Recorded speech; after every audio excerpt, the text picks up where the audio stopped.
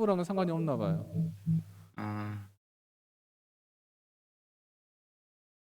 어. 이거 그냥 이거 마이크 안 쓰고.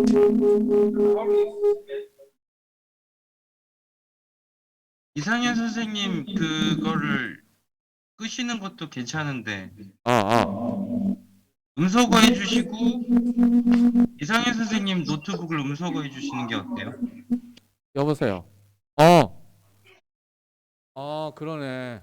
예, 예. 거기에 같은 곳에 몇 개가 켜져 있으면 아, 같이 네. 울리는 거거든요. 이제 괜찮아졌습니다. 네.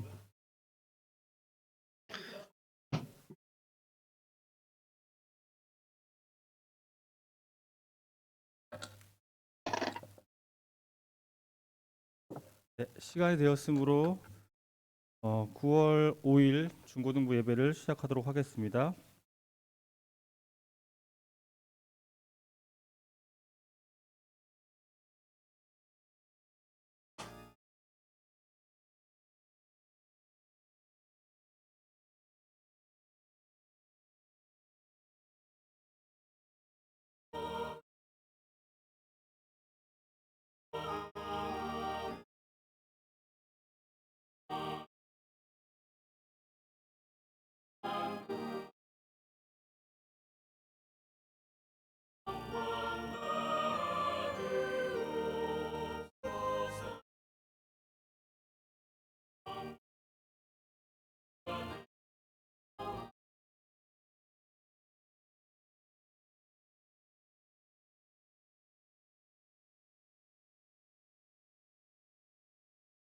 그러나 내가 거기서 내 하나님 여호와를 찾게 되리니 만일 마음을 다하고 뜻을 다하여 그를 찾으면 만나리라.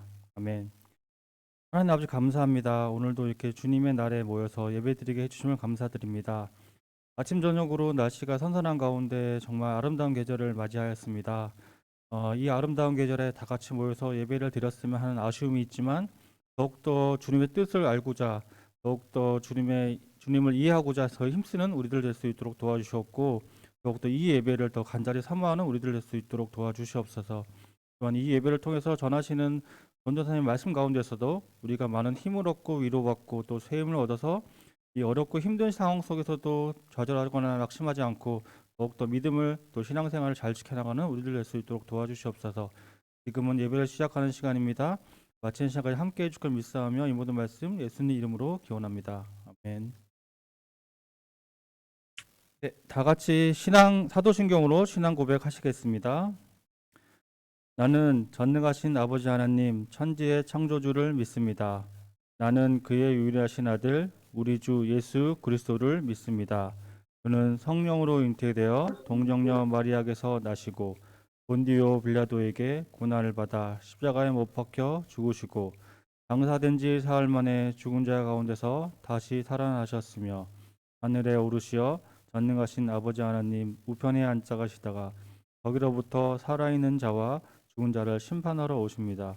나는 성령을 믿으며 거룩한 공교회와 성도의 교제와 죄를 용서받는 것과 몸의 부활과 영생을 믿습니다. 아멘. 네, 우리를 위해서 대표 기도는 전도사님께서 해주시겠습니다.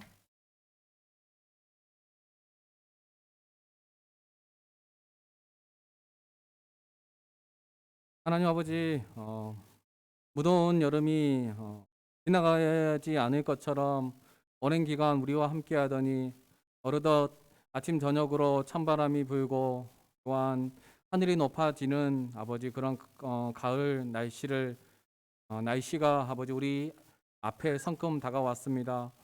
하나님, 더운 여름도 끝나고 이제 선선한 가을이 시작되는 이때에 아버지 우리 마음 가운데서도 세상으로 말미암아 여러 가지 삶의 어려움들로 말미암아 마음이 찌푸려들고 또 우리 마음 가운데 어려움이 있었던 그 모든 것들이 하나님이 우리에게 주시는 그 성령의 바람으로 말미암아 우리의 마음이 시원해지고 우리의 마음 가운데 근심 걱정과 염려와 불안이 다 떠나가고 하나님 안에서 참 자유와 또한 쉼을 누리는 아버지 그러한 계절이 될 수 있도록 하나님 도와주시옵소서.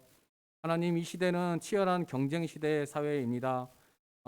누군가를 밟고 올라가지 않으면 정말 낭떠러지로 떨어질 수밖에 없다는 아버지 그러한 사회적인 위기감 속에서 우리 중고등부 친구들이 살아가고 있고 하루하루 최선을 다하지 않으면 또한 뒤처지지는 않을까, 낙오하지 않을까 하는 그런 마음들이 우리 안에 있습니다. 성령 하나님, 세상이 어떠한 소리를 할지라도 우리가 그 소리를 때로는 잘 듣고 또한 거기에 반응해야 할 필요도 있지만 때로는 세상의 소리가 아닌 하나님의 말씀에 귀를 기울이고 하나님께서 우리에게 또한 이 사회 가운데서 우리가 어떻게 살아가야 할지를 말씀하실 때 그 말씀을 우리가 온전히 듣고 그 말씀대로 세상을 이기며 살아가는, 또한 세상 가운데 점령당하는 것이 아니라 세상을 정복하는 삶을 살아가는 우리 중고등부 친구들 다 될 수 있도록 도와주시옵소서. 하나님 아버지, 이제 수능이 얼마 남지 않았습니다. 정말 지금까지도 열심히 아버지 공부해 왔고 달려왔습니다. 하나님, 모든 스포츠가 그러듯 마무리가 아버지 중요합니다. 74일밖에 안 남은 이 기간 동안 지금까지 갈고 닦은 그 실력들을 온전히 아버지 자기화하고 내재화하여서 아버지 수능에 최적화된 우리 친구들, 고3 친구들 다 될 수 있게 하여 주시고, 그리고 그들이 꿈꾸고 계획하고 비전하는 것들이 예수 그리스도를 의지함으로 예수 그리스도 안에서 하나님 좋은 결과가 맺을 수 있도록 하나님께서 도와주시옵소서. 마음에 평안을 주시고 또한 마음 가운데 여유를 주시고 긴장하거나 움츠러들지 않도록 하나님께서 우리 고3 친구들뿐만 아니라 우리 중고등부 친구들 한 영혼 한 영혼의 10년 가운데 은혜를 주시기를 간절히 원합니다. 오늘도 하나님의 말씀을 전합니다. 말씀 가운데 하나님 우리에게 말씀하여 주시고 들을 귀를 열어주시고 말씀을 통하여 우리가 한 주간에 어떻게 살아야 될지, 또한 하나님의 그 뜻을 분별하고 또한 그 말씀대로 살아가는 우리 모두가 되게 하여 주옵소서. 예수 그리스도의 이름으로 감사하며 기도했습니다. 아멘.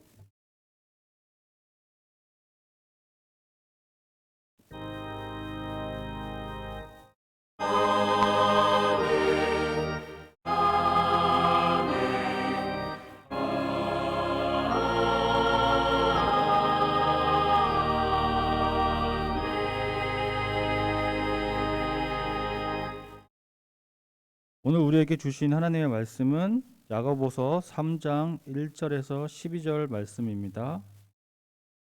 야고보서 1장 12절 말씀입니다. 1장 1절에서 12절 말씀, 신약 373페이지 되겠습니다. 좀 길긴 하지만 1절부터 12절까지 다 같이 자리에서 합독 같이 하도록 하시겠습니다. 내 형제들아, 너희는 선생된 우리가 더 큰 심판을 받을 줄을 알고 선생이 많이 되지 말라. 우리가 다 실수가 많으니 만일 말에 실수가 없는 자라면 곧 온전한 사람이라 능히 온몸도 굴레 씌우리라. 우리가 말들의 입에 재갈 물리는 것은 우리에게 순종하게 하려고 그 온몸을 제어하는 것이라. 또 배를 보라. 그렇게 크고 광풍에 밀려가는 것들을 지극히 작은 키로써 사공의 뜻대로 운행하나니 이와 같이 혀도 우리의 작은 지체로 돼 큰 것을 자라하다. 보라, 얼마나 작은 불이 얼마나 많은 나무를 태우는가. 혀는 곧 불이요 불의의 세계라. 혀는 우리 지체 중에서 온몸을 더럽히고 삶의 수레바퀴를 불사르나니 그 사르는 것이 지옥 불에서 나느니라. 여러 종류의 짐승과 새와 벌레와 바다의 생물 온 길들일 수 있고 길들여 왔거니와 혀는 능히 길들일 사람이 없나니 쉬지 아니하는 악이요 죽이는 독이 가득한 것이라. 이것으로 우리가 주 아버지를 찬송하고 또 이것으로 하나님의 형상대로 지음을 받은 사람을 저주하나니 한 입에서 찬송과 저주가 나오는도다. 내 형제들아, 이것이 마땅하지 아니하리라. 샘이 한 구멍으로 어찌 단물과 쓴물을 내겠느냐. 내 형제들아, 어찌 무화과 나무가 감람 열매를 포도나무가 무화과를 맺겠느냐. 이와 같이 짠물이 단물을 내지 못하느니라. 말의 특성과 순기능이라는 제목으로 박정희 전도사님께서 말씀 전해 주시겠습니다.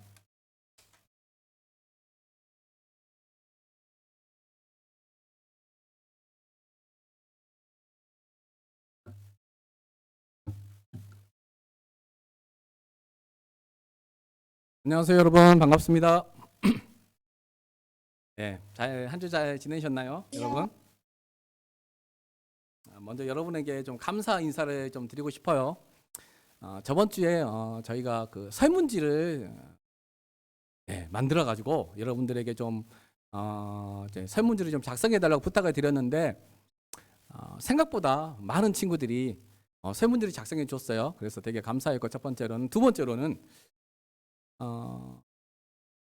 너무나도 호평을 해 주셔가지고 제가 기대했던 것들보다 더 많이 이렇게 좋게 해 주셔가지고 아마도 저랑 우리 선생님들의 배려에서 또 여러분들이 이렇게 좋은 평가를 해주지 않으셨나라고 생각해 봅니다.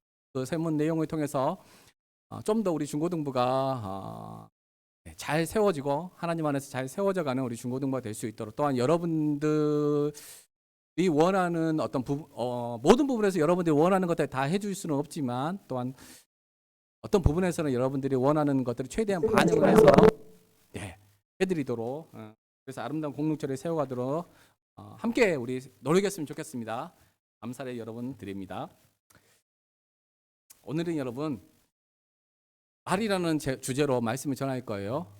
원래는 한 주 딱 전하고 말려고 했는데 제가 준비하면서 봤는데 양이 너무 많고 줄일 수가 없는 어떤 수준까지 갔어요.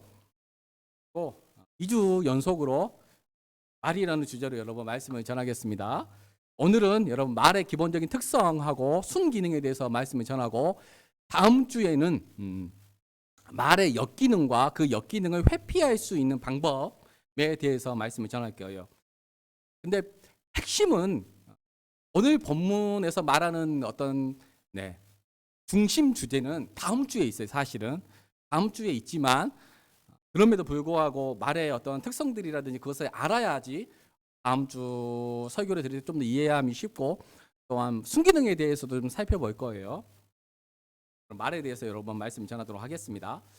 여러분, 우리 조상들은 지조가 있고 올곧은 사람을 가리켜서 품격이 있다라고 하여 이를 어떻게 표현했냐면 인품이 좋은 사람 또는 덕망이 높은 사람이라고 칭했습니다. 그리고 사람에게 여러분 품격이 있는 것처럼 말에도 언어에도 품격이 있다라고 해서 그런 사람은 어떻게 표현했냐면 엄품이 있는 사람이라고 표현했습니다. 엄품은 언어에 품격이 있다라는 말입니다. 엄품은 언어에 품격이 있다는 뜻인데, 그래서 우리 조상들은 그 사람의 말을 들어보면 그 사람의 됨됨이, 인품을 알 수 있다고 또한 이렇게 말을 했습니다. 이처럼 말은 그 사람의 성품이나 인격을 대변해주는 또 다른 나이자 나의 자화상으로 여겼습니다. 또한 여러분 서양 어떤 경구에는 웅변은 은이요 침묵은 금이다 라는 말처럼 때론 침묵이 말을 유창하게 잘하는 것보다 훨씬 더 값어치 있다고 말함으로써 침묵해야 할 때 침묵할 줄 아는 사람이 되게 사람의 됨됨이가 좋은 또는 좀 위대한 사람, 그런 사람이라고, 위인이라고 평가를 했습니다.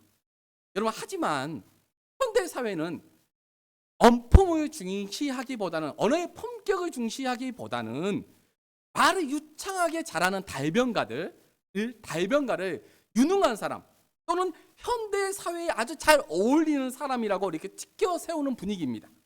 그래서 여러분, 어떻게 하면 언역이라고 해가지고 언역이에요. 언역, 언어의 힘, 말의 힘을 소유한 달변가가 될 수 있을까?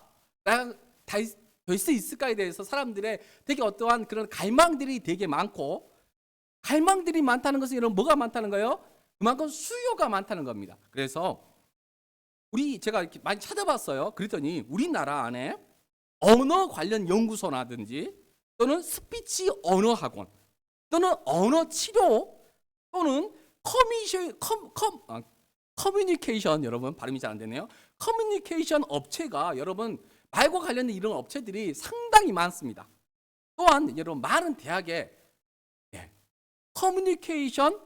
미디어 커뮤니케이션 학과라든지 홍보학과 같은 그 과들이 대학 안에 되게 많습니다. 여러분, 이 과들의 특징은 말, 언어가 중심에 있다는 어떤 그런 학과들이에요. 중심에 있습니다.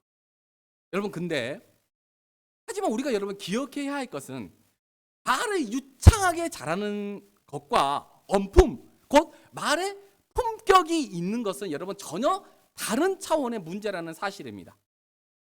여러분 사기치는 사람들이 있잖아요. 사기치는 사람들 특징이 뭘까요? 사기치는 사람 특징? 말을 여러분 정말 잘합니다. 말을 잘해야지 사기를 칠 수 있는 거예요. 이처럼 때로는 달변가가 자신의 유창한 말을 악용해서 사기를 치기도 하고 거짓을 참으로 교묘하게 속여서 이득을 취하는 경우도 여러분 되게 많습니다. 또한 여러분 말이 많으면 뭐가 많아요, 여러분? 실수가 많죠. 실수가 많죠.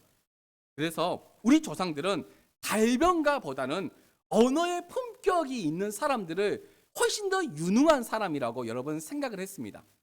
조선시대 양반들의 특징이었죠. 양반들의 특징이었죠. 또한 우리 여러분 속담에 말 한마디에 뭐가 있죠, 여러분? 천냥빚도 갚는다라는 말이 있습니다. 여러분 여기서 이 말 한마디는 말을 유창하게 잘하는 것을 말하기보다는 지혜로운 말, 또한 그 상황에 맞는 시적절한 말을 여러분 의미할 것입니다. 이처럼 말은 여러분 지혜롭고 격을 갖춰서 하면은 어려운 난관도 능히 극복할 수 있다는 어떤 선조의 지혜가 묻어난 여러분 속담이 아닌가 저는 생각해 보았습니다.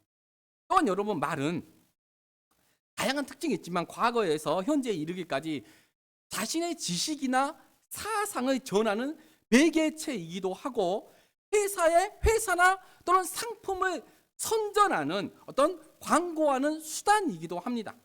특별히 여러분 현대사회는 말을 직업으로 삼는 것들이 일반화되어지고 대중화되어지고 있는 어떤 추세입니다. 1인 미디어 여러분 시대가 되면서 개인 플랫폼을 이용해서 누구나 뭘 할 수 있어요, 여러분? 방송을 자기가 마음 먹으면 우리나라에 있는 모든 사람은 다 방송을 할 수 있습니다. 개인 방송을.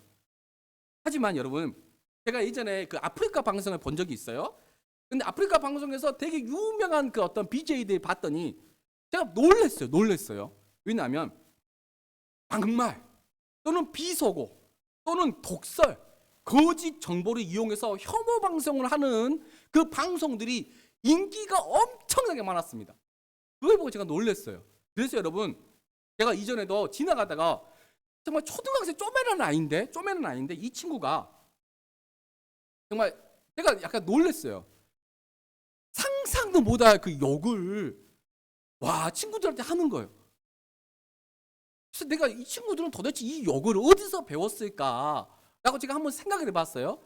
그랬더니 어떠한 그 1인 그 방송 그쪽에서 좋은 것도 받아들이겠지만 안 좋은 것들 어떤 그런 비속어들 그런 것들을 무비판적으로 아무 생각 없이 그대로 받아들여서 사람들은 저렇게 욕을 하는구나 라고 생각이 자기도 그렇게 욕을 하는 거예요. 조그마한 초등학생짜리 그렇게 욕을 하더라는 거예요.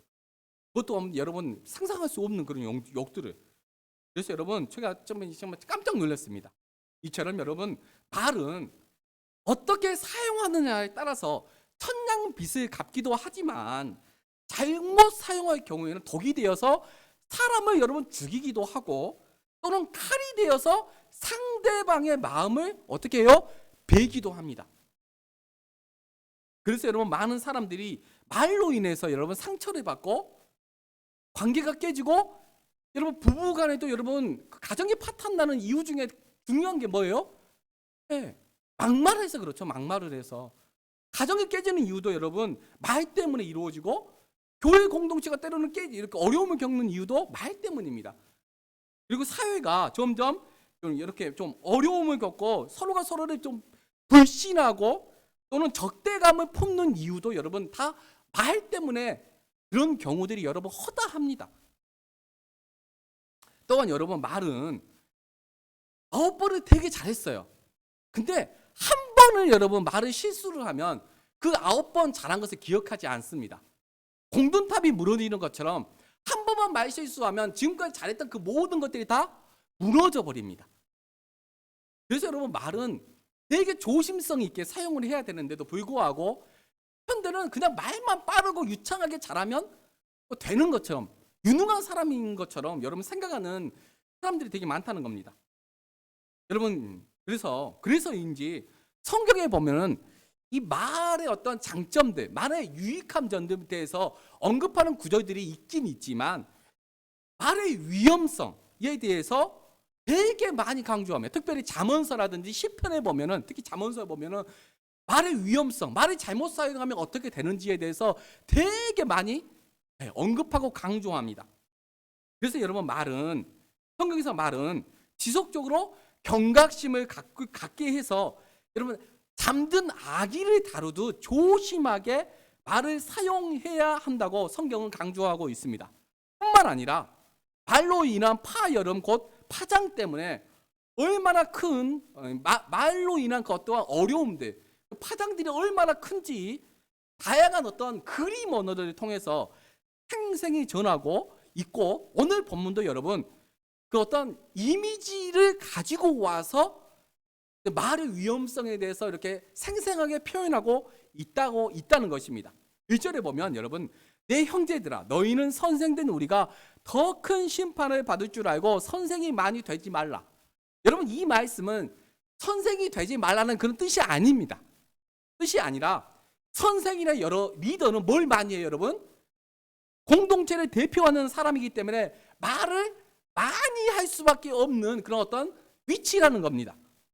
그렇기 때문에 여러분, 말을 많이 한다는 것은 뭘 할 수 있는 확률이 높아져요? 말 실수할 수 있는 확률이 높아진다는 것입니다. 그리고 그 이유는 말을 하는 인간의 뭐 때문이냐면 불완전성. 인간이 불완전하기 때문에 말 실수를 한다고 2절에서 말합니다.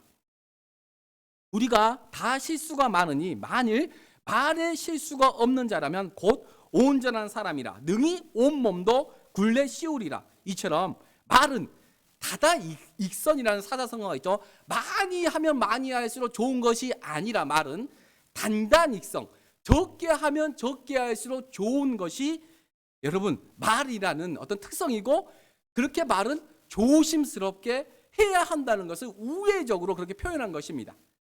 그리고 여러분 3절에 보면 타는 말, 3절에 보면 말은, 이 말은 우리가 말하는 그 말이 아니라 우리가 타는 그 말을 말합니다.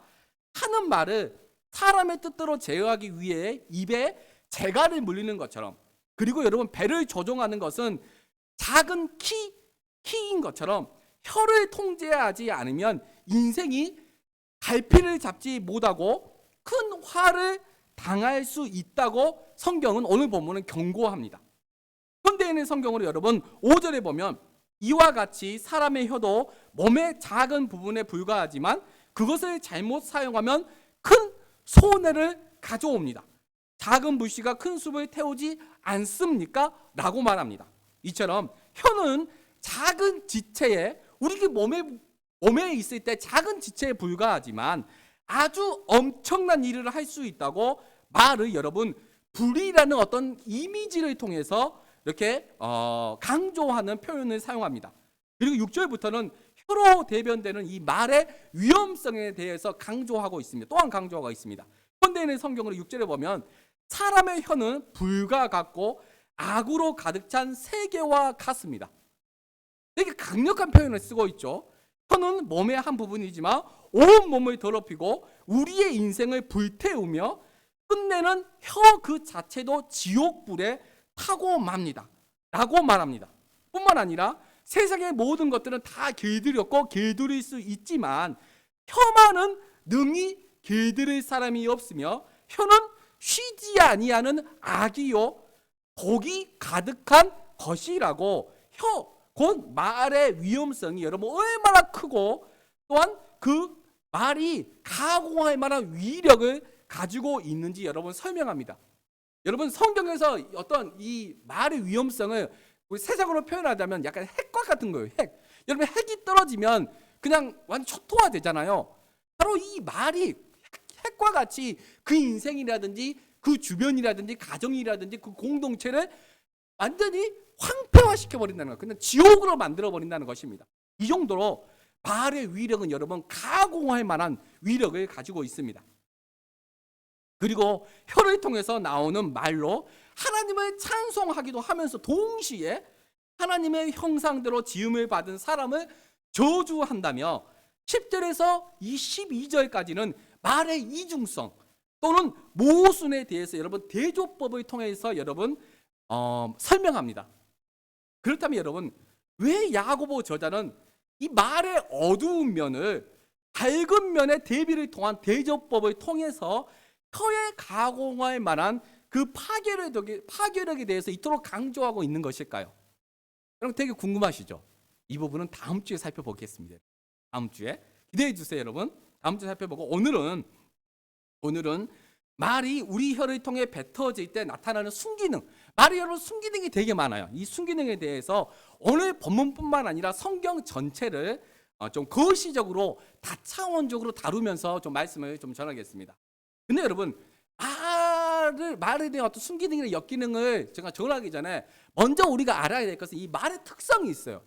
여러분 말이라는 이 어떠한 언어가 가지고 있는 어떤 다양한 어떠한 성질이 있다는 거예요. 그래서 오늘은 제가 먼저는 이 특성에 대해서 먼저 말씀을 좀 전하겠습니다. 여러분 말은 첫째로 여러분 부메랑처럼 회귀 본능이 있습니다. 회귀 본능. 이 회귀 본능이라는 이 단어가 어떤 의미냐면 여러분 하천에서 태어난 물고기가 바다로 나간 뒤 성장해가지고 바다에 계속 살지 않고 자기가 태어난 곳으로 돌아와서 죽습니다. 네. 이 단어가 그 의미입니다. 이처럼 우리 마음에서 여러분 태어난 말은 우리의 혀를 통해서 세상으로 퍼져나갑니다. 그리고 그 말은 생명력을 가진 채로 사람들의 고막에 전해지고 그 이후 가공과 포장을 거쳐서 불특정 다수의 입으로 계속 회자되다가 거기서 끝나는 것이 아니라 그 말이 다시 그 말을 창조했던 그 말을 내뱉었던 사람에게 돌아온다는 겁니다. 연어가 여러분 연어 다들 연어가 본능적으로 자신이 태어난 곳으로 돌아오는 것처럼 말도 나를 창조한 사람에게로 돌아와 그 사람에게서 생을 마감한다는 것입니다. 그런데 여러분 연어가 돌아올 때 그냥 돌아오나요? 아니에요. 연어가 돌아올 때 뭘 가지고 돌아와요? 홀몸으로 돌아오는 것이 아니라 알을 잉태한 다음에 본 고향으로 돌아와서 거기서 알을 출산합니다. 이처럼 말도 본인에게로 돌아올 때 그냥 돌아오는 것이 아니라 무엇인가를 잉태해서 무엇인가를 가지고 돌아온다는 것입니다. 그리고 그것은 말을 창조한 사람, 말을 내뱉은 사람이 어떤 말을 했느냐에 따라서 결과가 천차만별입니다. 자신의 입에서 여러분 창조된 말이 위로의 말, 격려의 말 또는 용기와 칭찬의 말이었다면 남을 세워주는 말이었다면 그 말은 많은 사람을 치료하고 살리고 구원한 뒤 그 사람에게로 찬사와 영예를 가지고 돌아옵니다. 많은 찬사, 사람들로부터 박수를 가지고 돌아온다는 거예요. 그 말이. 근데 반대로 비난이나 모욕적인 어떤 죽이는 말을 내뱉은 사람은 그 말이 많은 사람의 마음을 베고 죽음의 흔적을 남긴 후 온갖 비난과 불명예를 잉태하여 말을 내뱉은 본인에게 돌아와서 그 본인에게 치명상을 입힌다는 것입니다. 여러분 그러한 예는 여러분 너무 많아요. 그래서 굳이 제가 예를 들지 않아도 너무 많기 때문에 여러분 다 알고 있을 것입니다. 따라서 여러분 내가 어떤 말을 내 마음과 생각 속에서 창조해 내는지 그리고 그 말을 혀를 통해서 세상으로 내보내는지가 아주 중요합니다. 여러분은 일상 가운데 어떤 말을 여러분 창조해 세상으로 내뱉고 계십니까? 여러분은 남을 세우는 말, 남을 존중히 여기는 말을 내뱉으시나요? 아니면 남을 비난하고 헐뜯고 깎아내리는 말을 여러분 내뱉으시나요? 여러분 이것을 꼭 기억하셔야 합니다. 여러분이 뱉은 그 말대로 똑같이 자기에게 돌아온다는 것입니다. 왜냐하면 말은 회귀 본능이 있기 때문입니다. 둘째로 여러분 말은 물과 같습니다. 많이 여러분 들어보셨을 거예요. 여러분 물은 쏟으면 다시 집어 할 수 있을까요, 여러분? 없습니다. 이처럼 말도 한번 세상에 나간 말은 다시 주워 담을 수가 없습니다. 말이 내 마음과 생각 속에 있을 때 내가 그 말을 세상으로 내뱉기 전에는 그 말을 내가 뭐 할 수 있어요? 통제할 수 있습니다. 내가 이 말을 내뱉을지 안 뱉을지를 내가 결정할 수 있다는 거예요. 근데 내 입에서 밖으로 나가는 순간 그 말은 내가 붙잡고 싶어도, 내가 제어하고 싶어도, 다시 주워 담고 싶어도 그 말은 그때부터는 통제가 되지 않습니다. 물과 똑같은 성질을 가지고 있습니다. 원상복구가 되지 않는다는 것입니다. 따라서 말은 내가 통제 가능할 때 해야 할 말과 해서는 안 될 말을 거르고 분별하는 지혜가 여러분 아주 중요합니다. 생각나는 대로 말을 다 내뱉어버리면 그러면 여러분 나중에 다 후회합니다. 그래서 어떤 말은 내가 뱉어야 될지, 어떤 말은 내가 참아야 될지를 아는 지혜가 있어야 된다는 것입니다. 또한 해야 할 말도 반드시 걸음 정의를 통해서 불순물을 제거하고, 혹시나 내가 좀 이 말을 했을 때, 이 단어를 사용했을 때 상대방이 오해하진 않을까, 상대방이 상처를 받을지 않을까라는 생각을 가지고 단어 같은 것도 되게 조심스럽게 선택을 해야 합니다. 그렇게 정제된 말만 해야 그 말에 여러분 후회가 남지 않는다는 것입니다. 여러분 제 경험이에요. 제가 그냥 말을 내뱉으면 좀 이따 후회해요. 혹시나 상처를 주지 않았을까 후회하게 됩니다. 따라서 저와 여러분이 오염된 말, 또한 내 마음에 있는 어떤 쓴뿌리들을 정제하지 않고 있는 그대로 말을 내보내는 것이 아니라 정제하고 필터링한 다음에 생명수를 흘려버리는 여러분, 저와 여러분이 되기를 바랍니다. 셋째, 여러분 말은 전파력이 여러분 매우 강합니다.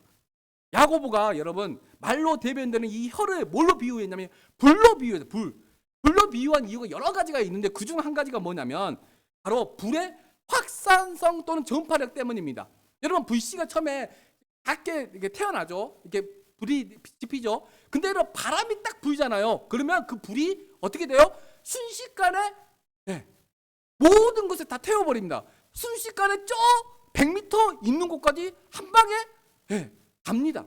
왜냐하면 불은 확산성이 있기 때문입니다. 이와 마찬가지로 말은 입에서 입을 통해 빠르게 여러분 전파됩니다. 그리고 현대사회는 여러분 소셜미디어나 SNS를 통해서 대한민국 반대편에 있는 사람과 실시간으로 대화를 주고 받습니다. 소통한다는 거예요. 이 말은 여러분 어떤 의미냐면 한번 뱉은 말이 여러분 뭐 한다는 거예요? 수거가 된다는 거예요? 안 된다는 거예요? 안 된다는 겁니다. 예전에는 멀리 있는 사람들에게 말을 전하려면 어떠한 사람들을 통해서 보내잖아요. 그럼 사람을 데리고 오면은 그 사람을 이렇게 하면은 말이 좀 이렇게 차단될 수가 있었는데, 현대 사회는 여러분 SNS나 어떠한 그런 기계 문명의 발달로 인해서 이게 말의 전파력이 최고조로 달해가지고 수습이 안 돼요. 그렇기 때문에 여러분 말을 되게 조심해야 하는 이유가 바로 또 여기에 있습니다. 네 번째로는 여러분 말은 의사소통 수단이라는 것입니다. 인간은 동물에 비해 월등한 커뮤니케이션 능력을 지니고 있습니다. 그리고 말은 인간이 상대와 소통하는 주된 수단이자 전달 매개체라는 것입니다. 여러분 말이 본이 아니라는 거예요. 말은 전달 매개체입니다. 즉 말의 본 고향은 각 사람의 마음과 생각입니다.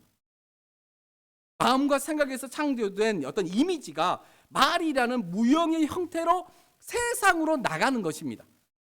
그래서 사람들은 말을 마음의 소리라고 말하고 또한 말을 그 사람을 대변하는 대변자이자 또한 자신의 본 모습을 볼 수 있는 거울이라고 말하는 이유가 다 여기에 있습니다. 말은 그 사람을 대변한다는 거예요. 말은 또 다른 나라는 거예요. 말을 하면 그 사람의 인성, 그 사람의 됨됨이를 알 수 있다는 거예요. 말을 들어보면. 따라서 여러분 우리 조상들은 언품을 보면 그 사람의 인품을 알 수 있다고 말했습니다. 따라서 여러분 정제된 말, 살리는 말을 내가 되게 하고 싶잖아요. 누군가를 세워주는 말을 하고 싶잖아요. 그렇게 하기 위해서는 먼저 자신의 마음과 생각을 예수 그리스도의 십자가의 보혈의 피로 깨끗이 씻어야 돼요. 내 마음에서 좋은 말을 창조할 수 있도록 내 마음을 어떻게 해야 한다는 거예요? 옥토 또는 좋은 땅, 좋은 땅으로 변화시켜야지 좋은 말이 나가는 거지. 내 마음이 여러분 썩어져 있는데, 내 마음 같아 화가 있는데 어떻게 좋은 말이 나갈 수 있겠어요? 그렇기 때문에 말은 수단이에요. 매개체예요. 그럼 결국 좋은 말을 하기 위해서는 내 마음이 좋은 마음으로 변화되어져야 한다는 것입니다. 다섯 번째로 여러분, 말은 생명력이 있습니다. 생명력이 있다는 것은 여러분 살아있다는 말이고, 살아있다는 말은 다른 말로 하면 영향을 미친다는 거예요. 내가 말하는 그 말이 누군가에게 영향을 행사한다는 것입니다. 그래서 여러분, 말의 힘이라는 이 언력이라는 이 단어가 창조된 어떤 그 의미도 바로 말의 영향력 때문에 있을 것이라고 저는 생각합니다. 이외에도 여러분, 말 또는 언어에는 다양한 특성들이 되게 많아요. 시간 관계상 그만 그 다섯 가지만 보고 이제 오늘 본문에 기록된 말의 어떤 순기능에 대해서 말씀을 좀 전하도록 하겠습니다. 여러분, 첫째 말은 하나님을 예배하는 악기입니다. 이 말은 여러분 9절에 보면 이것으로 우리가 주 아버지를 찬송하고, 10절에 보면 또 한 입에서 찬송이 나온다는 말씀처럼 말은 하나님을 찬양하고 그분을 높이는 하나님이 우리에게 주신 가장 대표적인 악기라는 것입니다. 세상에 여러분 아름다운 소리가 되게 많이 있지만 사람의 목소리만큼 아름다운 소리는 아마 없을 거라고 생각합니다. 우리 중고등부 친구들 중에도 우리 중고등부 친구들의 목소리도 되게 아름다운 악기라는 것을 제가 잘 알고 있습니다. 이처럼 하나님께서 말 또는 언어에 울리는 소리를 우리에게 주신 것은 그것을 통해서 뭐라는 거예요? 하나님을 찬양하라고, 하나님의 이름을 높이라고 우리에게 이 말이라는, 이 소리라는 어떠한 음을 우리에게 주셨다는 것입니다. 그래서 여러분, 이 사실을 너무 잘 알고 있었던 다윗은 시편에서 내 입술로 여호와를 찬양한다고 말합니다. 시편 34편 1절에 내가 여호와를 항상 송축하며 내 입술로 항상 주를 찬양하리이다. 이 고백처럼 우리의 입술, 곧 말은 하나님을 찬양하기 위해 하나님께서 악기로서 우리에게 주셨다는 것입니다. 따라서 우리는 말이라는 악기로 하나님을 찬양해야 합니다. 두 번째는 여러분, 혀, 곧 말은 단물을 내는 것이자 또 다른 말로 하면 단물입니다. 단물. 11절에 보면 샘이 한 구멍에서 어찌 단물과 쓴물을 내겠느냐. 여러분, 이것을 다른 말로 하면 말은 사람을 치유하는 의술 또는 도구라는 것입니다. 여러분, 제가 어떤 책을 읽다가 그 책에서 저자가 말과 관련된 일화를, 자신의 경험을 소개한 것을 제가 보았습니다. 그의 어머니가 여러분 몸이 아파가지고 수술을 받았는데 그 병원의 의료진이 환자를 대할 때 환자라고 얘기하지 않고 또는 어르신이라고 얘기하지 않고 남성분에게는 박원사님이라는 것은 옛날에 우리 어르신들이 어르신들에게 하는 표현이었어요. 또 여성들에게는 김여사님이라고 불렀답니다. 그래서 이 저자가 왜 이 의사는 환자라고 부르지 않고 이런 박원사님이나 김여사님이라고 부를까 해서 의사한테 물어봤대요. 그래서 의사가 하는 말이, 환자 할 때 이 환은 한자로 보면 앞으로 환인데 자꾸 환자라고 하면은 더 아프다는 겁니다. 네. 그리고 할아버지 또는 할머니라고 부르면 그 환자들이 되게 싫어한대요. 그래서 그분들이 은퇴하기 전에 어떠한 사회적인 지위, 그 직함을 불러주는데, 그렇게 하면은 그 사람들이, 환자분들이 내가 어렸을 때, 내가 옛날에 힘이 있고 사회생활을 했을 때의 그 어떠한 그 마음들, 그 단어들을 들으면 그 마음들이 일어나가지고 다시 그 병마와 싸워서 다시 세상으로 나아가고자 하는 의지가 생긴다는 겁니다. 그래서 의도적으로 그렇게 부른다는 겁니다. 의사들이. 이처럼 의사들은 사람의 말이 의술 또는 단물이 되어서 누군가의 마음을 치료하고 달달하게 할 수 있다는 것을 알고 있었기 때문에 그런 호칭을 의도적으로 사용했습니다. 이처럼 말은 몸과 마음이 병들어서 더 이상 나는 쓸모없다라고 생각하는 사람들에게 삶의 희망과 꿈을 여러분 되찾아주는 마음 치료자이자 의술이라는 것입니다. 그래서 여러분 잠언서 16장 24절에 보면 선한 말은 꿀송이 같아서 마음에 달고 뼈에 양약이 되느니라. 선한 말을 들으면 여러분, 좋은 말을 들으면 여러분 뭐가 되는, 몸이 건강해진다는 겁니다. 성경에도 그렇게 말을 하고 있어요. 이 내용을 여러분 좀 더 구체적으로 여러분 알고 싶으면 슬기로운 의사생활 혹시 보시나요? 전 되게 재밌게 보는데 이 슬기로운 의사생활을 한번 봐보세요. 아주 재미있고 정말 많은 그 좋은 면들이 아주 많은 드라마입니다. 거기에 보면 말의 위력이 잘 나오고 있습니다. 이처럼 여러분 말은 사람을 치유하는 의술이자 도구라는 사실을 여러분이 꼭 기억하시고 달달하고 사람이 들으면 기분 좋은 그런 치료하는 말만 하는 저와 여러분이 되기를 바랍니다. 셋째로 여러분 말은 사람을 살리는 구원자입니다. 구원자. 여러분 구원자입니다. 사무엘상 25장에 보면 다윗이 나와요. 다윗이 사울에게서 쫓겨서 광야에 거할 때 이 나발이라는 사람을 되게 선대해 가지고 그에게 은혜를 많이 베풀었어요. 그런데 그런데 나발은 다윗의 은혜를 많이 입었음에도 불구하고 다윗에게 악하게 되었어요. 그래서 다윗이 화가 나 가지고 나발을 이제 죽이기로 마음을 먹고 나발에게 군대를 모아 가지고 나발에게 가고 있었어요. 근데 그 소식을 나발의 부인인 아비가일이라는 여자가 들어요. 그래서 그 소식을 듣고 이 아비가일이 다윗한테 찾아가요. 그래서 다윗한테 내 남편이 되게 어리석고 미련해서 하나님께서 기름 부으신 당신같이 위대한 왕을 알아보지 못하고 이렇게 악으로 대했으니 우리는 죽어 마땅한 죄인인데 그럼에도 불구하고 우리를 불쌍히 여겨달라고, 우리를 좀 선처해달라고 아주 지혜롭게 그 다윗을 높이면서 그렇게 말을 합니다. 그리고 다윗이 그 말을 듣고 나발을 죽이는 것을 여러분 죽이지 않기로 결정을 해요. 이처럼 아비가일의 그 말 한마디, 지혜롭고 또한 다른 사람의 마음을 기쁘게 해주는 그 말 때문에 나발과 그 종들이 전부 다 구원을 받았다는 것입니다. 그래서 여러분 말 한마디로 천냥빛을 갚는다는 속담처럼 그들은 그녀의 지혜롭고 사람을 존중히 여기는 말로 인하여 생명을 구원받았습니다.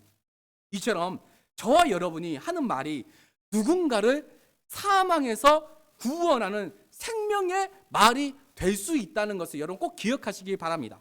넷째로 여러분 말은 천국 문을 여는 열쇠입니다. 여러분 우리가 이 땅에서 살 때 천국 문이 열리는 경우가 때로 있어요. 근데 그게 아무거나 해서 열리는 게 아니라 말을 잘하면 천국 문이 열립니다. 개인이나 공동체를 어둠에서 빛으로, 절망에서 희망으로, 또는 지옥에서 천국으로 변화시키는 열쇠가 말의 힘에 달려 있다는 것입니다. 여러분 이것을 아주 잘 보여주는 게 있어요. 윌 스미스라고 아시나요? 우리 중고등부 친구들. 윌 스미스라는 아주 유명한 배우가 있죠.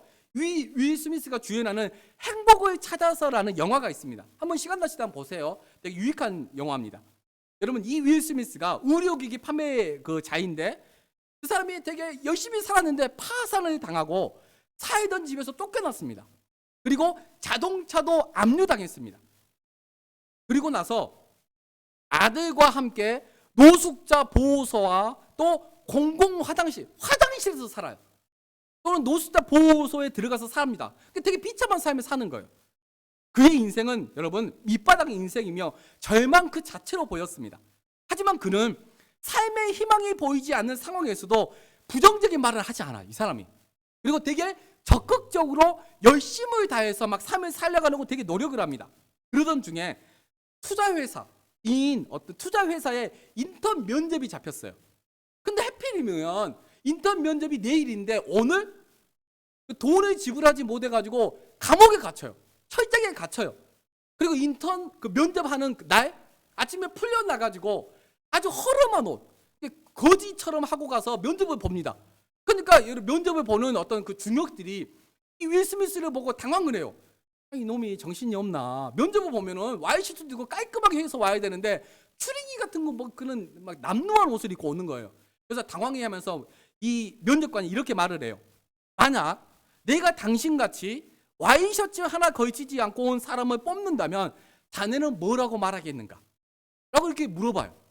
그랬더니 그 사람이 이런 답을 내놓습니다. 그 녀석이 와이셔츠는 입지 않았지만 이 바지만큼은 아주 멋진 걸 입고 왔습니다. 라고 이렇게 센스 있는 말을 해요. 근데 사실은 그런 옷을 안 입었어요.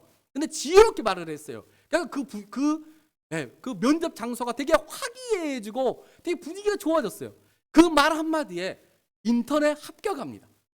인턴에 합격했어요.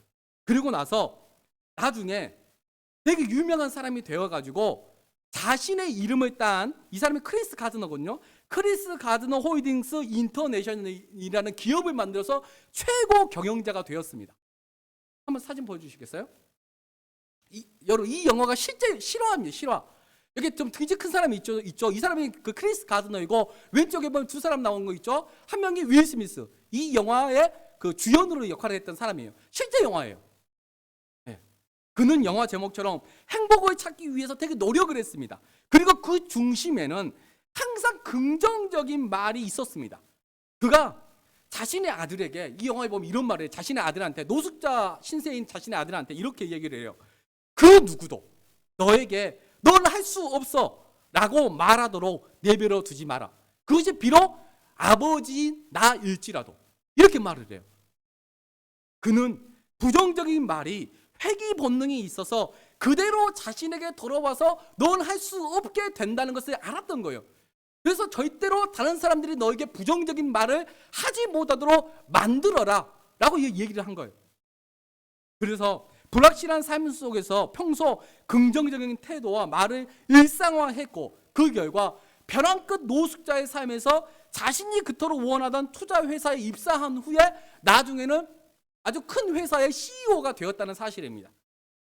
이처럼 평소 긍정적인 말은 지옥과 같은 삶을 살아가는 사람들에게 천국의 문을 여는 천국으로 변화시키는 어떠한 그런 능력이 이 말의 힘에 있다는 것입니다. 그래서 여러분 현대인의 성경으로 잠언서 25장 11절에 보면 경우에 합당한 말은 은쟁반에 올려놓은 금사과와 같다. 그만큼 아름답다. 그만큼 귀중하다라는 말을 이렇게 표현한 겁니다. 여기까지가 여러분 오늘 본문의 말씀입니다. 여러분 이제 결론을 짓고 말씀을 마치도록 하겠습니다. 누군가는 말합니다. 여러분 말은 칼이다. 말은 칼이기 때문에 칼은 요리를 하거나 일상생활에 없어서는 안 돼. 여러분 필수제이지만 잘못 사용하면 사람을 베거나 상처를 남기고 죽임으로 내모입니다. 이처럼 말 또한 원래 창조된 목적에 맞게 하나님을 찬양하는 악기로 또는 단물을 내는 곳이다 단물로 또는 사람을 살리는 구원의 소리로 그리고 천국 문을 여는 열쇠로 사용하면 그 말이 하나님을 영화롭게 하고 또한 사람을 이롭게 하여서 여러분 관계가 더욱더 좋아지고 가정이 화목해지고 또는 공동체를 건강하게 만들 수 있다는 것입니다. 저 여러분이 오늘 말씀의 골자인 말의 기본적인 특성을 여러분 꼭 기억하시고 또는 오늘 말씀이 이 순기능을 꼭 기억하시고 또한 실천함으로 오늘 여러분 집에 가면 한번 실천해 보세요. 엄마한테, 친구한테, 동생한테, 오빠한테 좋은 말, 살리는 말, 칭찬의 말을 한번 해보시기 바랍니다. 그렇게 될 때 여러분의 가정이 또 우리 교회 공동체가 또한 넓게는 이 사회가 더욱더 건강하고 아름답게 여러분 밝게 빛나게 될 것입니다. 네, 기도하겠습니다. 하나님 아버지 감사합니다. 오늘은 말의 특성과 하나님 말의 순기능에 대해서 말을 전했습니다. 말씀을 전했습니다. 하나님의 말씀도 곧 말인데 하나님의 말씀이 아버지 이 세상을 창조하고 우리를 창조했던 것처럼 하나님께서 우리에게도 말을 창조할 수 있는 힘을 주셨습니다. 하나님 우리는 선한 말을 창조할 수도 있고 부정적이고 악한 말을 창조할 수도 있습니다. 그런데 그 말이 창조한 것, 그 말이 아버지 나에게만 영향을 미치는 것이 아니라 많은 사람을 세우고 살리기도 하지만 또 반대로는 누군가를 죽이고 누군가를 시험에 들게 하고 누군가의 마음에 아버지 칼 자국이 나게 한다는 것입니다. 그리고 결국에는 그 말이 회귀 본능이 있어 나에게 돌아온다는 것입니다. 그래서 성경은 말의 위험성에 대해서 경고하고 말을 조심스럽게 사용해야 한다고 아버지 말씀하고 있습니다. 하나님, 오늘 부족하지만 말의 특성에 대해서 또 말의 순기능에 대해서 말씀을 전했습니다. 하나님, 우리가 이 말씀을 듣고 한 귀로 흘려버리면 아버지 아무 의미가 없습니다. 하나님, 이 말씀을 아버지 우리 가정 가운데서, 또한 내 친구 가운데서, 또한 우리 공동체 가운데서 아버지 실천하고 부정적인 말 하지 않고 긍정적이고 존중이 여기고 칭찬하고 세워주고 격려하는 아버지 우리 공동체, 또 우리 중고등부 친구들, 우리 선생님들, 제가 또한 될 수 있도록 하나님 도와주시옵소서. 예수 그리스도 이름으로 감사하며 기도했습니다. 아멘. 봉헌송 하시겠습니다. 나의 모습, 나의 소유, 주님 앞에 모두 드립니다. 모든 아픔, 모든 기쁨, 내 모든 눈물 받아 주소서. 나의 생명을 드리니 주 영광 위하여 사용하옵소서. 내가 사는 날 동안에 주를 찬양하며 기쁨의 제물 되리. 나를 받아주소서. 기도하겠습니다. 하나님 아버지, 감사합니다. 오늘도 주님 앞에 예배드려 불러주시고 예배할 때 하나님 물질을 드릴 수 있도록 도와주셔서 너무나도 감사를 드립니다. 하나님, 우리가 하루하루를 먹고 살고 또한 입을 수 있고 또한 안전한 거처에 거할 수 있는 모든 것이 하나님께서 우리에게 주신 선물임을 아버지 기억합니다. 하나님, 우리가 많은 것을 받았습니다. 하나님, 그 많은 것을 받은 것을 아버지 우리만을 위해서 사용하는 것이 아니라 아버지 세상의 여러 가지 어려운 환경 가운데, 또한 나라 가운데 어려움이 많아서 아버지 어려움을 겪고 있는 그 친구들에게 조금이나마 흘려보내는데 우리의 마음의 지경을 넓히는, 또한 우리의 손을 펴는 아버지 우리 중고등부 친구들과 우리 모두가 될 수 있도록 도와주시옵소서. 또한 아버지, 이 물질이 적지만 아버지 누군가에게 웃음이 되어주고 기쁨이 되어주고 살 용기가 생기는 그런 물질로 하나님께서 역사하여 주시고 기름 부어 주시기를 간절히 원합니다. 하나님 홀로 영광 받아 주시옵소서. 예수 그리스도의 이름으로 감사하며 기도했습니다. 아멘. 주기도문 하심으로 예배를 마치도록 하겠습니다. 하늘에 계신 우리 아버지, 아버지의 이름을 거룩하게 하시며 아버지의 나라가 오게 하시며 아버지의 뜻이 하늘에서와 같이 땅에서도 이루어지게 하소서. 오늘 우리에게 일용할 양식을 주시고 우리가 우리에게 잘못한 사람을 용서하여 준 것 같이 우리 죄를 용서하여 주시고 우리를 시험에 빠지지 않게 하시고 악에서 구하소서. 나라와 권능과 영광이 영원히 아버지의 것입니다. 아멘.